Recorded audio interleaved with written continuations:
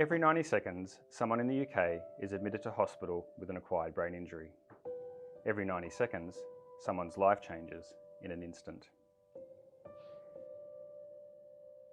There are many possible causes of an acquired brain injury, including falls, road traffic accidents, tumours, and stroke. An acquired brain injury can lead to a wide range of difficulties. The more severe the brain injury, the longer term and more pronounced these difficulties are likely to be. An acquired brain injury can lead to people having difficulties completing just simple everyday tasks that most of us take for granted. For some people, the emotional, behavioural, physical and cognitive changes of an acquired brain injury can have an impact on existing and future relationships. Social isolation is a very common outcome for people following an acquired brain injury. Many of these changes and difficulties can be very difficult to detect and can remain hidden. They only become more evident when the person with an acquired brain injury finds themselves in specific situations or when they are trying to complete a task or activity. Tilly, Paddy and Jack are three young people who acquired a brain injury as the result of a road traffic accident. They have worked together as part of their involvement in a Speech Therapy Northeast online social communication group. Knowing that the difficulties people with an acquired brain injury face can often be hidden, Tilly, Paddy and Jack were very keen to produce a video to raise awareness of what it is like to live with an acquired brain injury through sharing their personal stories.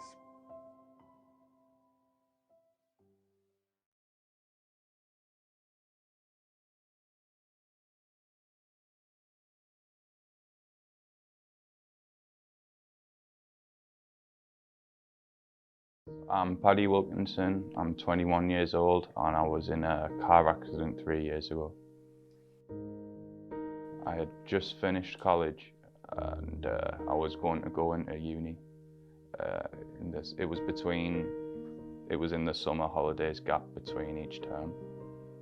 I had a bleed on the brain, a fracture in my neck, a lot of ligament damage in my neck.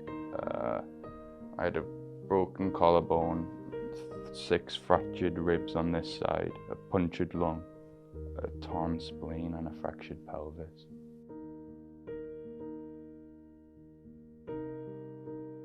Yeah, I found myself overthinking what I was going to say and what I had said.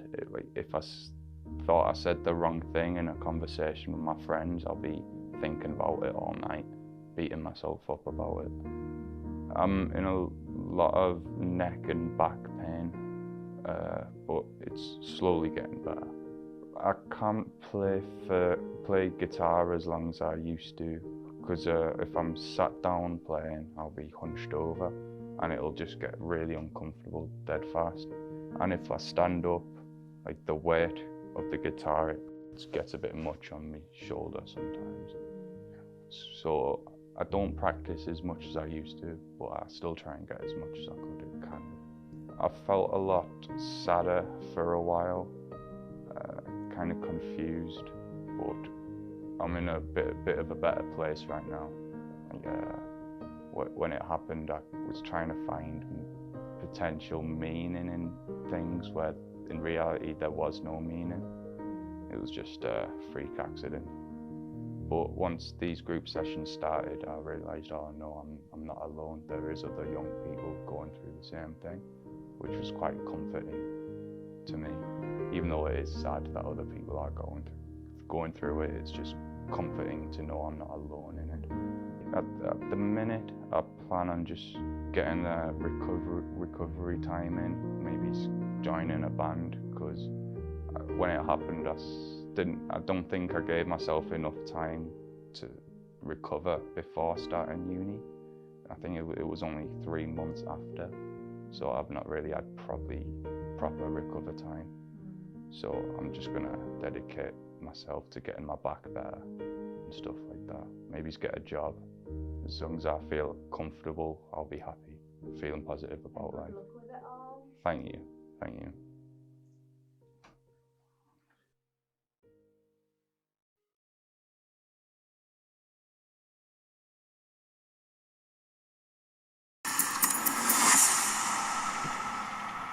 What's her name? Tilly. Tilly? Can you open your eyes for me? Are you happy for us to get her out? Should we just get her out? Yeah, just get her out. Yeah. So my name is Tilly Raper. I am 20 years old. The accident happened when I was 19. I was in a car accident. I was a backseat passenger. And the accident happened in March of 2022. So I'm sort of just over a year on now. So I was actually in my last year of college, doing health and social care, sociology and media, with the hope to go to university. I'd applied at a few different universities to study social work, and been accepted, obviously on the condition that I passed all my exams and stuff. So I actually broke my pelvis, lacerated my spleen, had contusions on my lungs, and then obviously the main one is the brain injury. I stayed in hospital about 3 months, just between different wards. So I was in intensive care for a little while because I was sort of in and out of a coma. Then I was on the trauma ward for a while, and then I got moved eventually to the neuro trauma ward. Neuro rehab ward, but it took a while to get me there because of COVID and stuff. Looking back, it doesn't, if you think of 3 months, it doesn't think of that long of a space of time, but when it was in it, it felt like literally like half a year. My life is so different now to what it was. Yeah, like if you'd have told me this time 2 years ago that this would be what I was doing with my life, I'd be like, no way. Yeah, it's just literally completely different. Yeah, I couldn't sit here and tell you all of the ways that it's changed my life because we'd be here all day, but completely changed my life.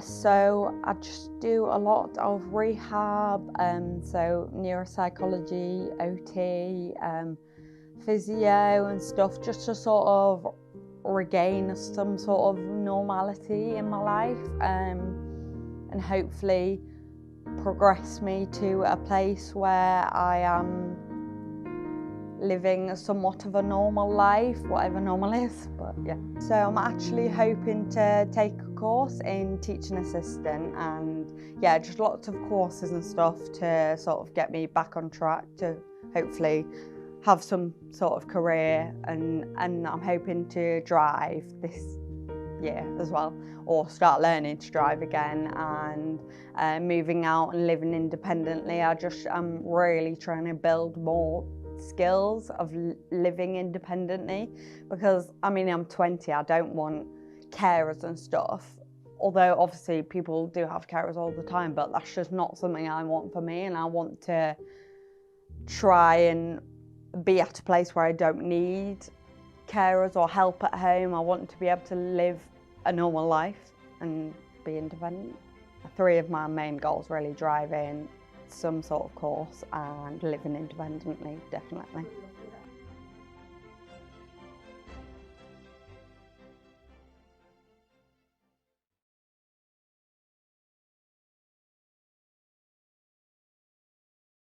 It was October 26th, 2018. I was 17 at the time. I was a passenger in a car with my friend at the time. And I've got no memory of the accident, but yeah, that's to my knowledge all I know.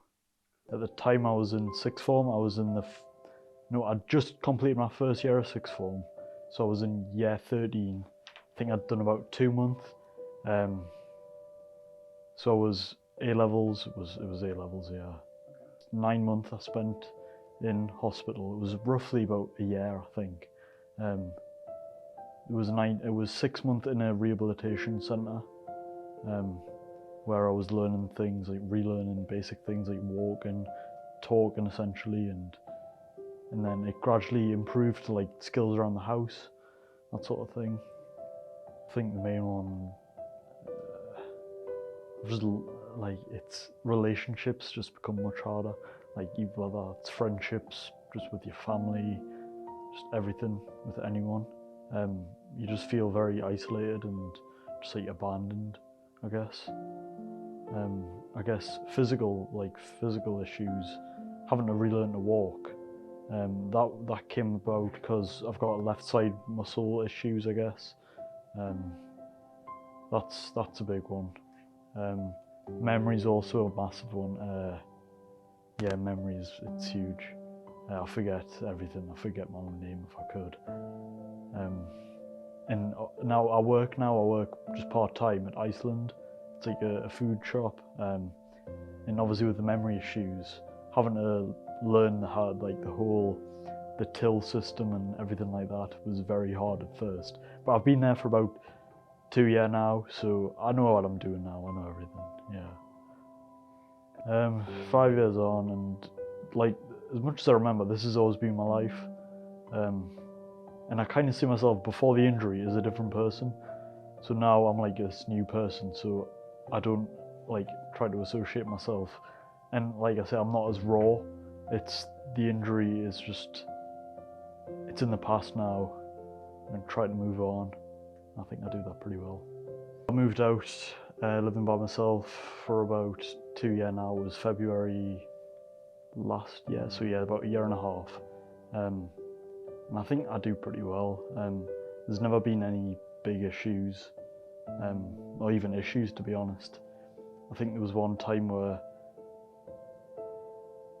one of my mum's friends cut through the wall and cut through the wires for the electrics, and the whole electrics went off in the flat, and I had to, I don't even know what happened, but yeah, that wasn't good. That was scary.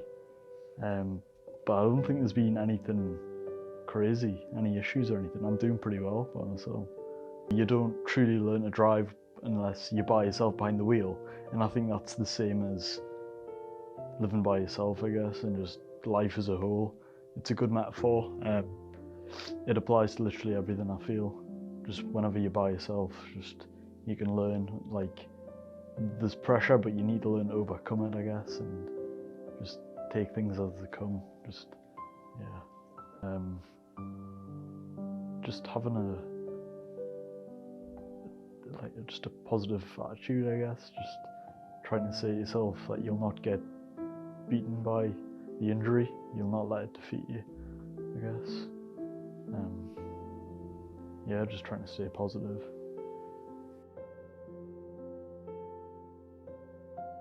I think the big ones, just give them time, just be patient. Don't expect anything from them, I guess. Just try and help them. Don't speak down to them, I guess. Just try and speak positively. Show, like, say, like, not say well done for your recovery, but, you know, like, show some sort of appreciation, I guess. Just say well done, I guess. Like I said, I'm working part-time. Recently the hours have been going up in my job. I think I'm doing a lot more hours recently. It's not quite full-time yet, but it's getting on my way, and then I'm still looking for concrete ideas for like a career path, try and shape my life, I guess. Just take each day as it comes. Each day is a separate day, I guess. Just take each day as it comes, yeah.